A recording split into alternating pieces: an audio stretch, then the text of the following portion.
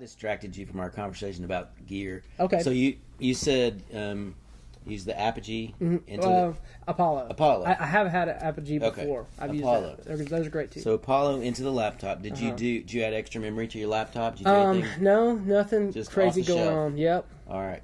So you're running Logic. What about microphones? That is an area that needs some definite love.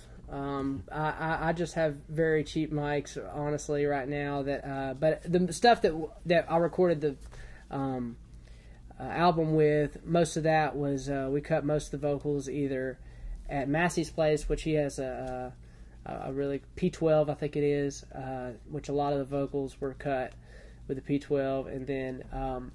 Also, we use some of the rooms at Black River to cut some of the vocals, and they have, all kinds of great mics. So my mic collection is sad.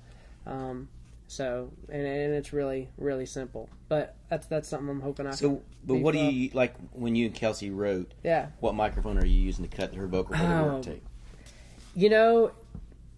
I can't even remember. We have mics that kind of float around Black River, whatever's in the room. Whatever's on the floor. Yeah, totally. Yeah, so whatever's available. This past week, I was out with her on the road. We were writing, and we were cutting into this, $200 Audio Technica mic or whatever. And, the sound quality is horrible. But, it works. Yeah. So, and you were mentioning earlier the Eyeball, is that what it's called? Yeah, man, I love that thing. It's Chaotic Eyeball. It's this Canadian company, and I used to have one of those reflection screens that you hook on, behind the mic or whatever.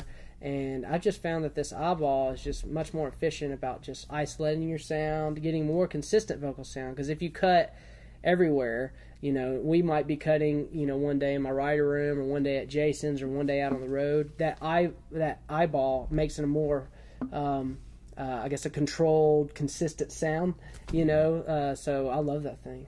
How much are those? I think they're like probably $170, $200 or so. Not too bad.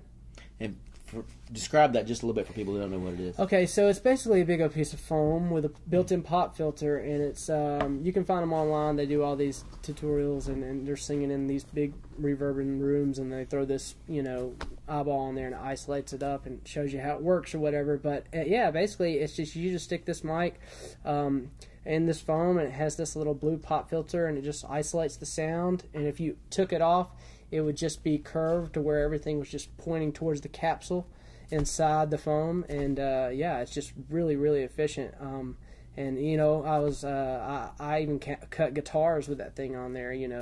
I'll just, if I'm cutting a vocal, I'll usually just push it down there and move the guitar about 6 inches from the sound hole, and it just gives a more isolated, fixed sound. Mm-hmm.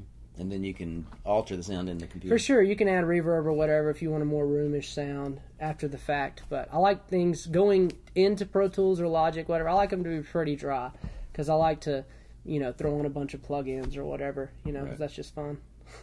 It's funny that we take away the room, then add room back once you get in the computer. Totally. Add that back in, but you can pick what kind of room. Yeah, for sure. And I usually like to do a bunch of layering. So the reason I like dry signals is because I might have two of the same parts, but I might have distorted the crap out of this part and just mixed it in with something that's clean, the clean signal. And so it just gives cool textures like that.